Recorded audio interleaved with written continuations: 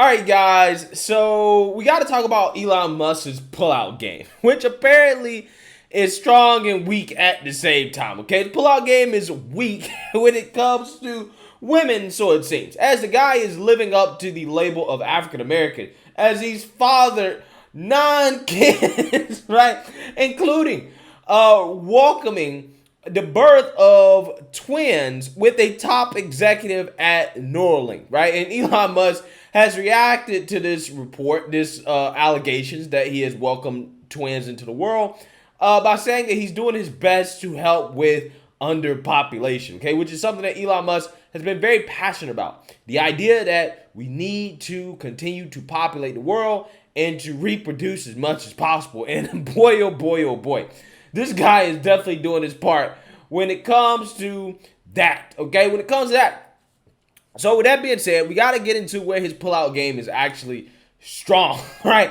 Or, hey, he's trying his best to pull out as much as he can, as it looks like he's trying to pull out of the Twitter deal, okay? The $44 billion deal that he signed up for to buy Twitter, because Twitter is not a free speech platform. He was going to make Twitter a free speech platform and take it private, okay? That's what he was going to do.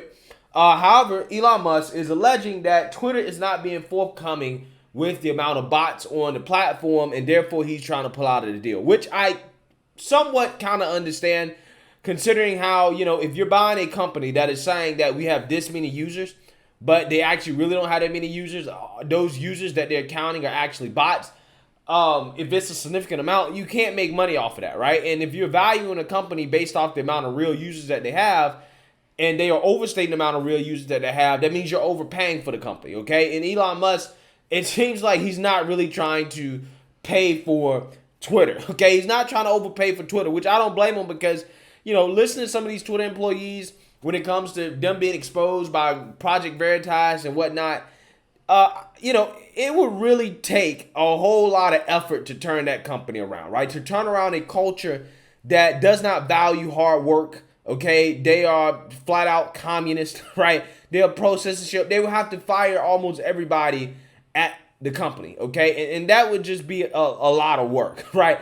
And I always was skeptical about Elon Musk buying Twitter, in the sense that the guy owns like 3 or 4 or 5 companies, okay? It's like, how many companies can you run, right? You can't run all of them, right? You only got 24 hours in the day.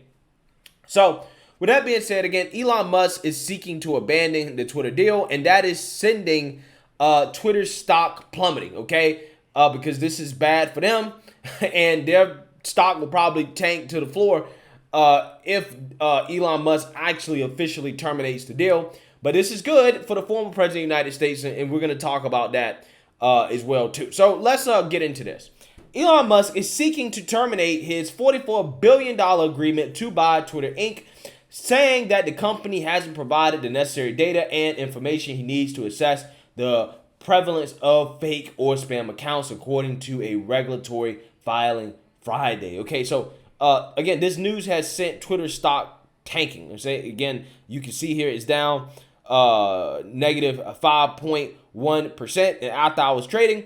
And Digital World Acquisition Corp, which is Trump's SPAC, is up 30%, right?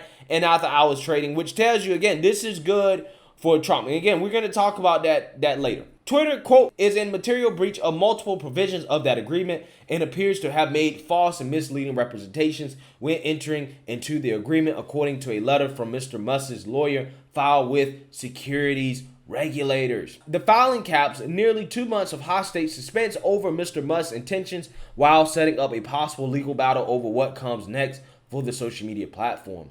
Brent Taylor, chairman of Twitter's board of directors, tweeted Friday afternoon that the board plans to pursue legal action to enforce the deal at the price and terms originally agreed upon. Quote, we are confident we will prevail in the Delaware Court of Chancery, Mr. Taylor tweeted. Parag Agrawal, Twitter's chief executive, retweeted the message. Good. It's funny how Twitter didn't want to sell to Elon Musk. Now all of a sudden they're trying to force Elon Musk to buy the company, because they know that Elon Musk was buying a shit sandwich, right?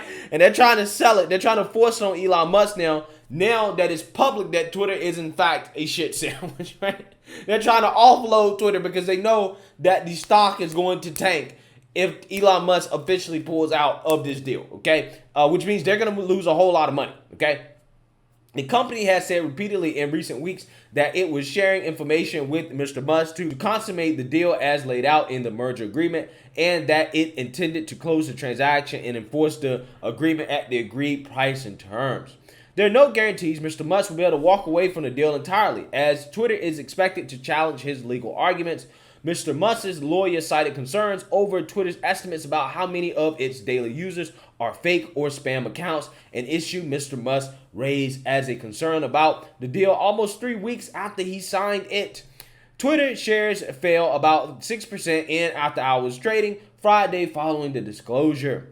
Mr. Musk's decision to try to abandon a deal that he initiated, citing an issue he knew about before agreeing to the transaction, reinforces the billionaire's reputation for unpredictability. It also leaves major questions about the future of Twitter, which Mr. Musk had pledged to rejuvenate as the company and other social media platforms contend with slowing growth in digital advertising and broader economic uncertainty.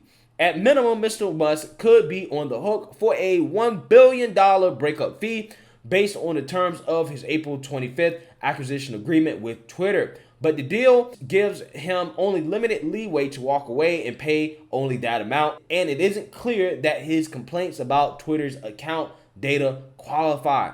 The agreement gives Twitter the right to try to force him to follow through on the acquisition if he seeks to cancel it for other reasons. So here's the thing.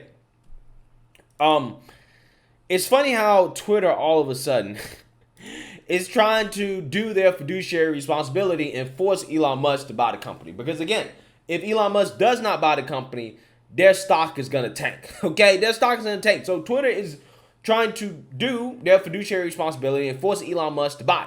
Something that they didn't want to do at first when it was their fiduciary responsibility to accept the offer from Elon Musk. But the whole point of this video is this, right? You know, Elon Musk trying to pull out his deal. It seems like he's probably going to try to pull out no matter what. Even if he has to pay the fee to do it, he's probably just going to pull out. Because honestly, Twitter, again, is a shit sandwich, right? Elon Musk knows that. And I know he is passionate about free speech and trying to say free speech. But, you know, hey, we're talking about losing billions of dollars here, okay? Billions of dollars, right? I'm not necessarily sure if Elon Musk could turn Twitter into an actual real profitable company, you know, without it taking literally decades to do so. Because again, the company's culture is just not there. It's not built the way Elon Musk's companies are built. Okay, I mean, they're not even really trying to make a profit, right? According to these employees, which that in and of itself is a problem. Twitter is a Ponzi scheme. So again, with that being said, this is great for the former president of the United States, Mr. Trump, and his platform Truth Social, which now becomes the #1 Twitter-like platform for free speech. Okay, now that Elon Musk is not buying Twitter, again, as you can see with Trump's SPAC popping up 30%, investors are now saying, you know what, this is good for Truth Social. Okay, it's really good for Truth Social because again, it now makes Trump's value proposition of being a free speech platform a lot more valuable, right? It makes it a lot more relevant. Now that Elon Musk is trying to pull out of this deal, okay? So with that being said, all I gotta do is say is this. The opportunity is there. All Trump has to do is execute, right? Just execute. Keep tweeting from Truth Social, right? Go ahead and get that Android app rolled out, right? Get it in the Google Play Store, and you'll be good to go, okay? Twitter will have major competition because it seems like they're not going to stop censoring people. I mean, look what happened to Jordan Peterson. Look what happened to Dave Rubin. Yeah, they're not going to stop censoring people. They're going to continue to be communist, right? Anti-free speech. And again, this opens up a large market for Truth Social to come in and to fulfill a need in this space. All Trump has to do is execute. That's really what it comes down to. So let me know what you guys think. Make sure you like, comment, and subscribe. Most importantly, share a Black conservative perspective. Peace.